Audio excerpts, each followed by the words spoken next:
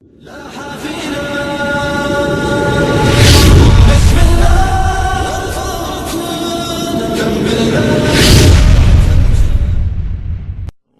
in the prison, Yes. and I was telling them they have to learn to do dawah, and they were saying, how, we're in prison, how could we possibly give the dawah? That's right, and that was one of our most memorable experiences in our visits to the prisons, as we shared with the people of Curacao there, when we encouraged the inmates to tell their families to go to the website.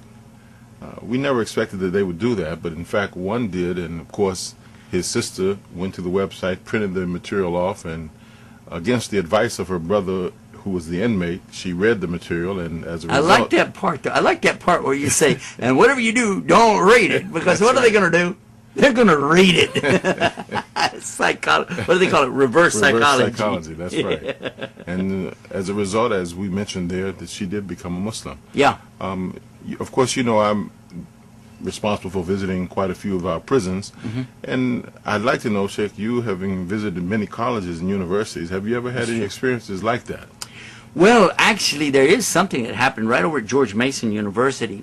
There was one young man who was the head of an organization, and I'm not going to tell you who it was, but we call him anti-Islam, because anytime we would try to do any kind of program, he would try to sabotage it and do things against, the efforts that we were trying to make, and destroy things, steal things, just, it was a real pest.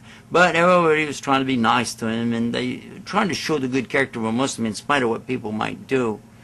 So he takes these videos that we had. We had some videotapes, and he took all of them so that we didn't have anything to give away for the people who came to visit. And he thought he was being cool, and he even told his friends, I'm going to record my musical videos over these tapes, ha ha ha. So then one day, one of his friends was talking to him and about how much he hated Islam and was against Muslims and all. And so this guy was telling him, well, if you feel like that, how come your sister is a Muslim now? Well, how did that come about? He said, one time I took all of those videotapes away from those Muslim guys. And I took the tapes I was going to record over them. But before I could record her over all of them, my sister pulled out one of them and she stuck it in the TV, the VCR player, and she watched it, and she accidentally became a Muslim. I don't know how you can accidentally become a Muslim. Well, that's what he said. She accidentally became a Muslim. So that was another kind of a strange quirk of the way that things go. One of the things I believe that's really important for us to keep in mind is that, and a lot of times we know it, we think about it, but we don't mention it. We should mention this.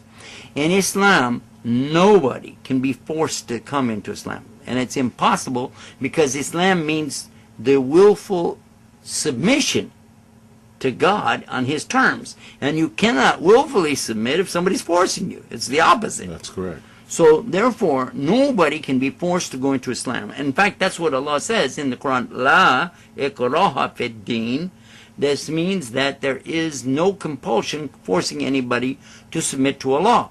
Of course, if you understand that, it means, though, if you do choose to submit, then you have to totally become a Muslim. So it's not like a scapegoat narration in the Quran that says that, okay, Muslims don't have to practice Islam.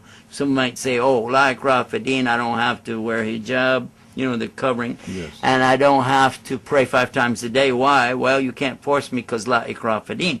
No, la ikraha fid din is very clear, meaning that once you know who God is and what His conditions are, what your purpose of life is, once you understand that, then you have a responsibility to totally submit. And if you do that, it's complete. You can't say, well, la ikraha fid din, I can take it and leave it and do what I like. So that's one statement I think has to be cleared up, that nobody can be forced into Islam.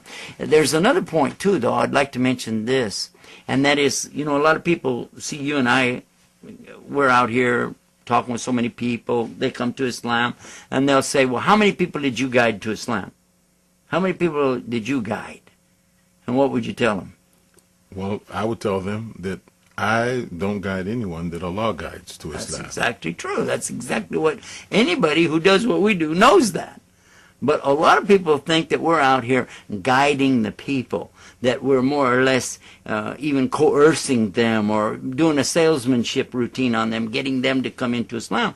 And nothing could be further from the truth, because if we did this kind of a routine on somebody and they came into Islam based on that, they wouldn't be in Islam anyway.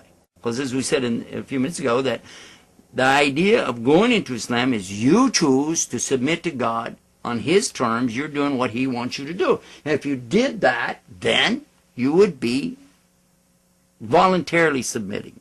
And as such, in Arabic, aslama. And that's where Islam comes from.